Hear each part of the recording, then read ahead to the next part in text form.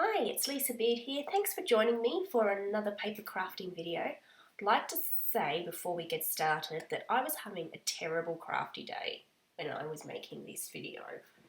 I wanted to be upfront about saying that because sometimes I think we all have those crafty days where things go wrong and we think we're the only ones that have them. So I was pretty surprised that I even got cards out of this, let alone a video. So that said, let's get started. Okay, so all the supplies that I'm using today will be linked below, but I'm going to be using distressed oxides. I'm only going to use three colours, the Peacock Feathers, Picked Raspberry and Mustard Seed. I'm going to be doing some embossing, so I've got my Versamark. The stamp set that I'm using is Stamp of the Month for October with All My Love. And I've pre-cut some card fronts, or slightly smaller than card fronts. They're 4 inches by 5 1/4. And I'm also going to be using my stamp positioning tool. So I've placed my cardstock in the stamp positioner and I'm just taking some of the florals from this lovely stamp set and I'm just placing them onto my card front and positioning them. So the idea is I'm going to stamp them across the entire piece of cardstock. So I've got them in the tool. I'm going to line it up with the grid underneath because I haven't got my magnets. So I lift that up and I will ink it up with some Versamark, which is a sticky watermark embossing powder used for heat embossing.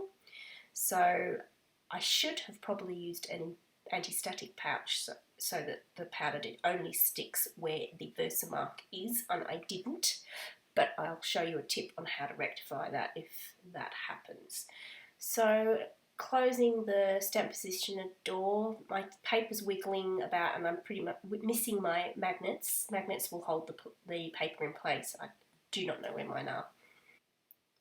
Okay, so I'm going to stamp the flowers at the bottom of the card, then I'm going to flip my card and stamp them again at the top of the card so that the whole piece of cardstock is covered.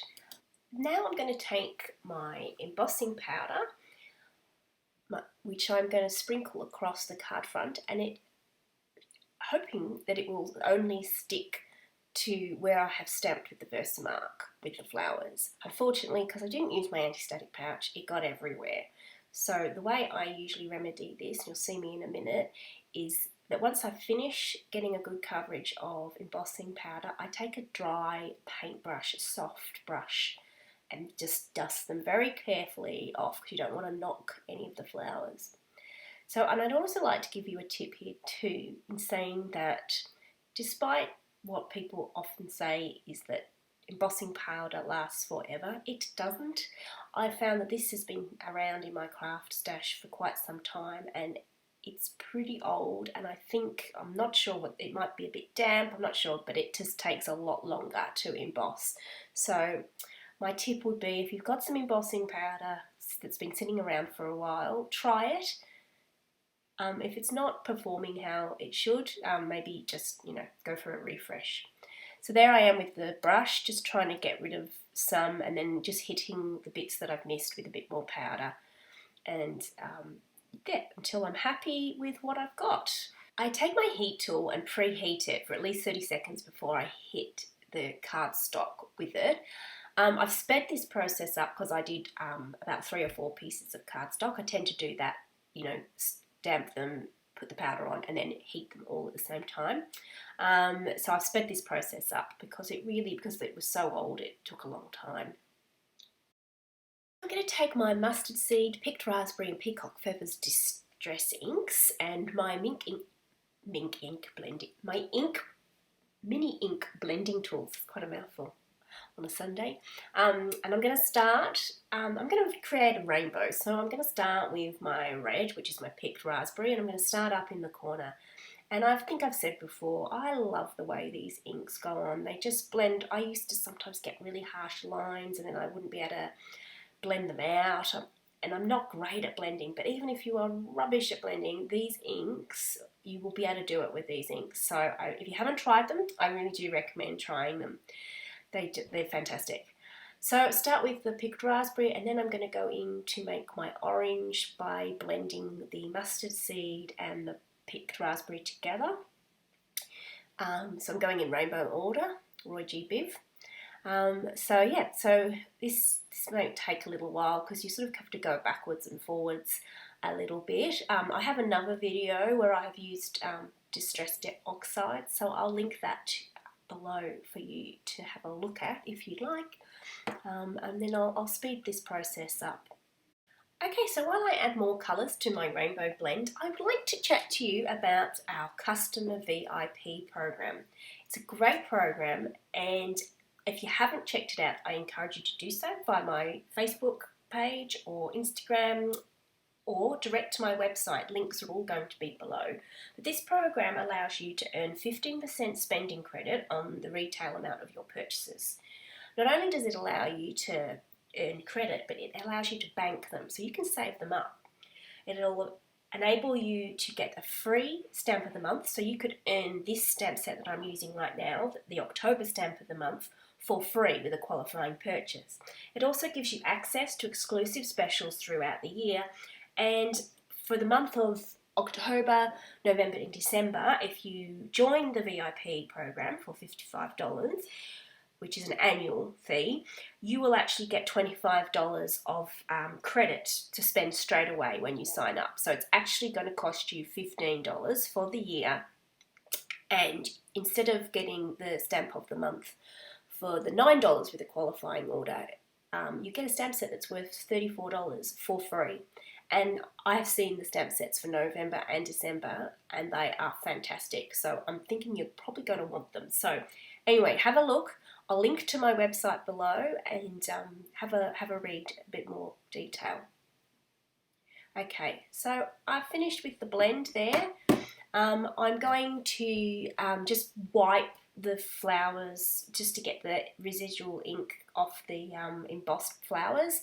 So see how they pop a little bit more once you've wiped the ink off. I only have the pink, the yellow and the greeny blue colour, so I'd like you to just notice that, yeah, you can make some really lovely colours, green and orange with those, and purple. I also did one background with just peacock feathers. The one I'm holding in my hand now, I just smooshed some ink onto the craft mat and then wet it with a spritzer and then just wiped the card through. The beautiful thing about distressed oxide inks is you can layer them. So if you don't like the first layer, you can add light colours on top of dark. I did another rainbow blend, the same as the one I showed you. And then I took my water brush, and I actually started to paint with water inside the flowers. And as you know, or you may not know, with the oxide inks, they react with water, they oxidize. So by putting water into those areas, you can see it reacts and leaves sort of a slightly muted colour. So I go through that process across this whole card front. So as I'm painting with the water, you're literally painting with water. And if you don't have a water brush like I do, which holds the water for you, you could just take a paintbrush, a reasonably fine tip paintbrush, and just dip it into some water. And it doesn't really matter how much water you have on your brush because it sort of pools within the embossed lines, and then just blot it with a towel as you go. You can put as much or as little water as you want, and as you can see, as you go through those blues and the greens, you get some really nice different shades, sort of almost like a light tealy blue coming through there. So it's it's a fun technique. Doesn't require any skill, so that's why it's a good one for me, and for a beginner who's not really done any sort of watercolouring before, gives you the therapy of watercolouring but without the stress.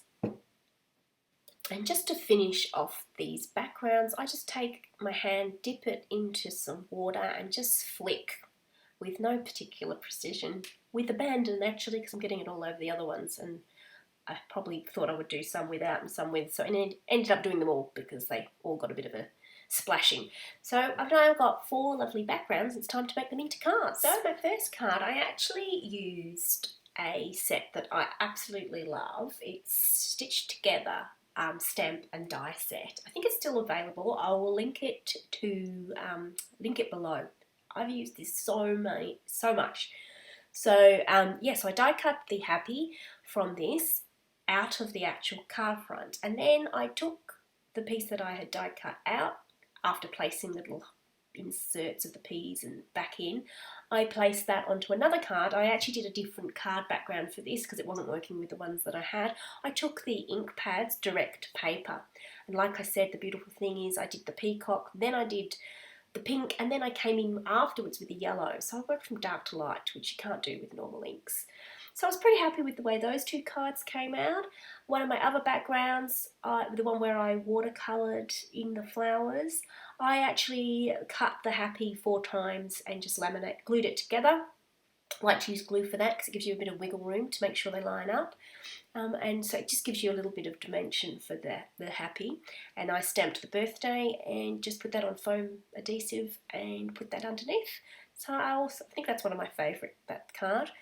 This one, I wasn't really happy with the way that background turned out, but I actually split it in half and cropped some off, and then I actually die cut the happy 4 times, stacked them with glue, and then I've used some of the, I'm not sure what it's called, I'll pop it up on the screen to give it a bit of the gloss enamel finish. I also used the birthday from the With All My Love stamp set because there was too much black, it was too heavy. The black birthday from the other set was too heavy. So that was that card, and then this was the background I wasn't particularly pleased with. This is one where I did ink smushing, but actually I ended up really liking this card once I got the quadruple stacked happy sentiment and the birthday. They came out okay. So after quite a disastrous day of crafting, I've got, 5 really nice cards that I like, and this is one I'd played with the night before. I'd actually used Tattered Rose in the middle, then all picked raspberry all around the edge, and then came in over the top with mustard seed to give the orange. Then I smooshed some of the peacock feathers onto my craft mat and used my water brush to water paint the green onto the leaves. So thank you for sticking with me today, and I hope you've enjoyed it. If you have enjoyed this video, please give it a thumbs up and leave me a comment. It really does help. And if you haven't already, be sure to hit the subscribe button. Thank you.